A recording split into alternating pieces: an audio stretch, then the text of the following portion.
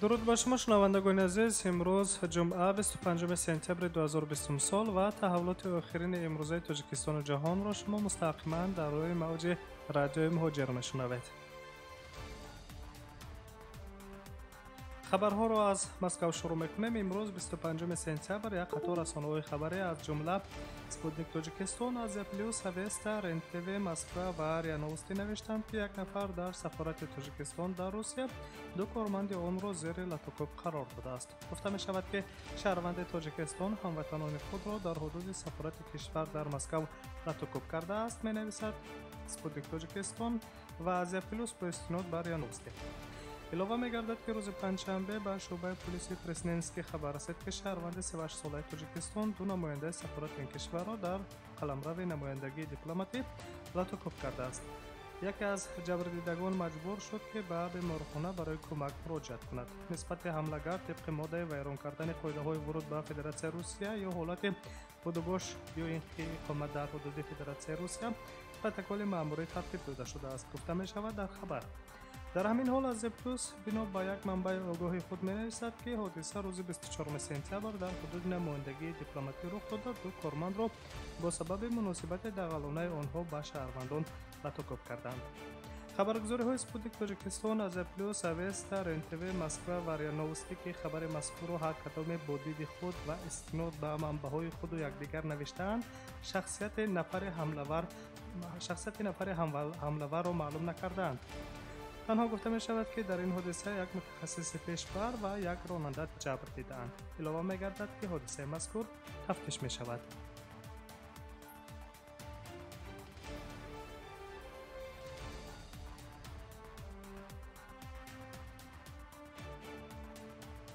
خبرهای روز را مستقیما ادامه میدیم.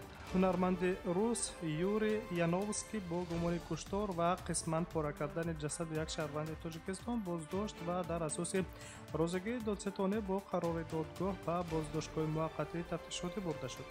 صدای شهر کیروفسکی ولایت لنینگراد هنرمند کینو و تئاتر روس یوری یانوفسکی را به بازداشتگاه موقتی فرستاد که او را کارمندان ریاست گفتگو جنایتی وزارت کارهای داخلی فدراسیون روسیه آید به ولایت لنینگراد و شهر سنت پتربورگ با گمان کشتار شهروند تاجیکستان دستگیر کردند.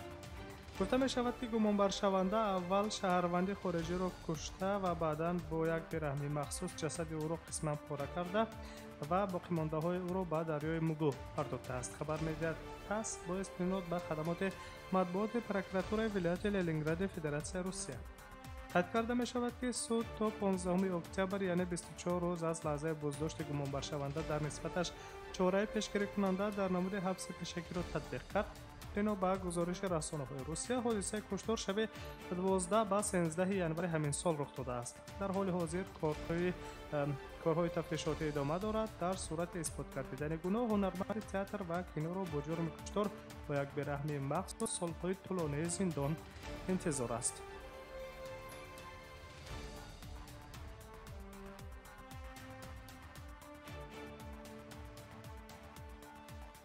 شما تحولات تاجیکستان و جهان را مستقیما در روی موج رادیوی مهاجر میشنوید و موضوع را تغییر میدیم. نظر به وضع حوادث امروزه کرونا ویروس در مسکو میکنیم. در مسکو از روز دوشنبه 28 سپتامبر اکثر کارخانه‌های از این قسمی از کارمندانشان را به کار فاصله‌ای میفرستند.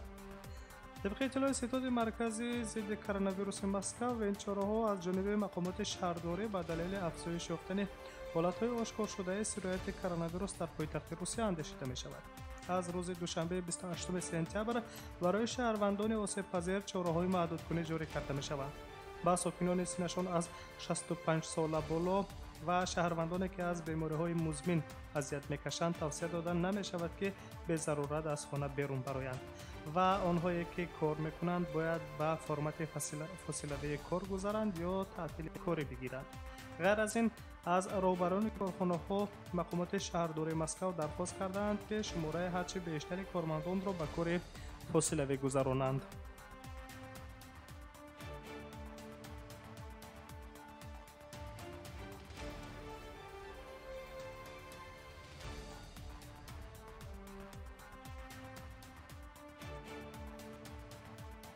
дар идомаи мавзӯъ, дар як рӯз дар Москав 6 мағозаи савдо барои риоя накардани ҳолати истифодаи niqoби муҳофизатӣ ва дастпӯш баста шуданд, гуфт раҳбари департаменти савдо ва хизматрасонии ҳукумати Москав Алексей Намирюк.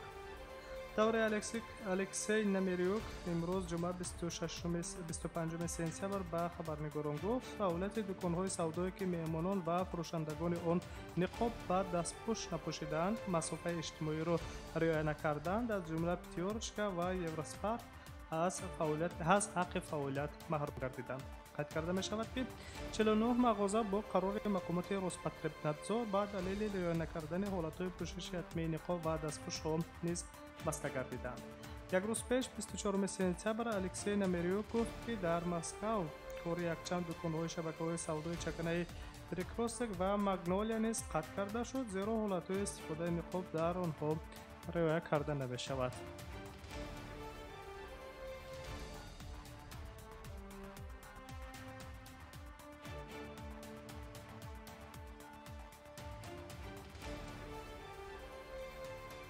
хабарҳои рӯзро мустақиман идома медиҳем ва аз Русия, аз Москав ба Ростов меравем. дар ҳудуди минтақаи Каменск-Шахтинский вилояти Ростов шаҳраки хаймавӣ барҳам дода шуд, ки дар он муҳоҷирон интизори бозгашт ба Ӯзбекистон буданд, гуфт муовини якуми маъмурияти шаҳрдории ин минтақа Александр Срибний. аввали моҳи сентябр дар ин минтақа шаҳраки хаймавӣ пайдо шуд. Сипас тақрибан 2000 нафар шаҳрвандони Ӯзбекистон дар истгоҳи роҳи оҳани Ростов-Лабидон бо сабаби маълумот дар бораи рафтани қатори содиротӣ ба самти Ӯзбекистон инҷо ҷамъ омаданд. маълумот дар интернет бар дурӯғ паҳн карда шуда буд ва бо мақомоти маҳаллӣ ин маълумот ҳамоҳанг нагардида буд. дар иртибот ба ин ҳодиса тасмим гирифта шуд, ки дар истгоҳи Лихая урдугоҳи хаймавӣ муваққатӣ созмон дода шавад, ки муҳоҷирон дар он ҷо муваққатан зиндагӣ кунанд. ҳама шаҳрвандони хориҷӣ бо маводи ниёзи аввалия ва об таъмин карда шуда буданд. пас аз он мақомот якчанд парвозҳои содиротӣ ба Ӯзбекистонро ташкил карданд, ки аксари зиёди онҳо тавассути ҳавопаймоҳо ба самти Ӯзбекистон интиқол ёфтанд.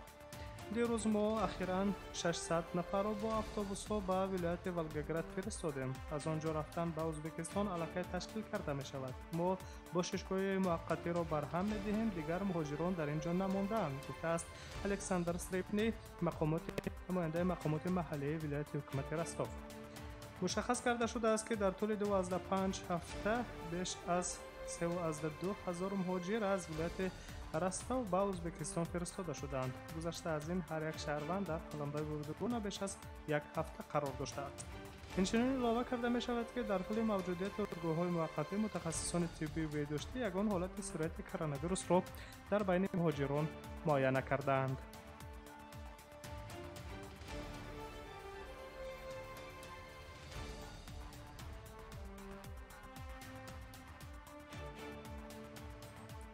ӯзбекистон аз 1 октябр тамоми марзҳо, гузаргоҳҳои ҳавоӣ, роҳи оҳан ва автомобилиро барои шаҳрвандони хориҷӣ аз тамоми кишварҳо боз мекунад.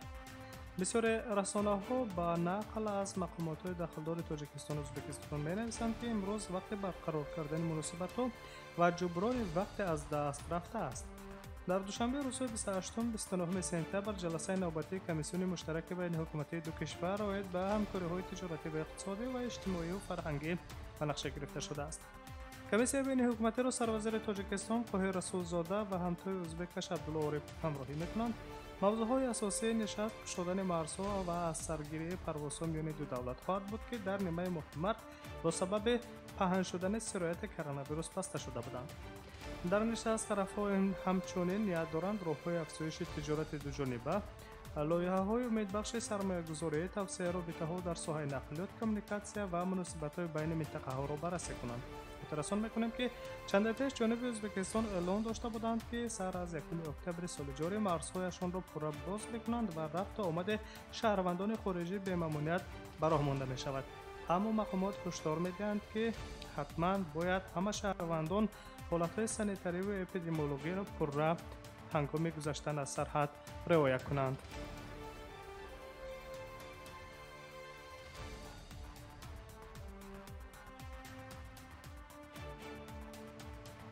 шумо охирин тафсили хабарҳои имрӯзаи Тоҷикистону ҷаҳонро мустақиман дар рӯи мавҷи радиои Муҳоҷир шунидед.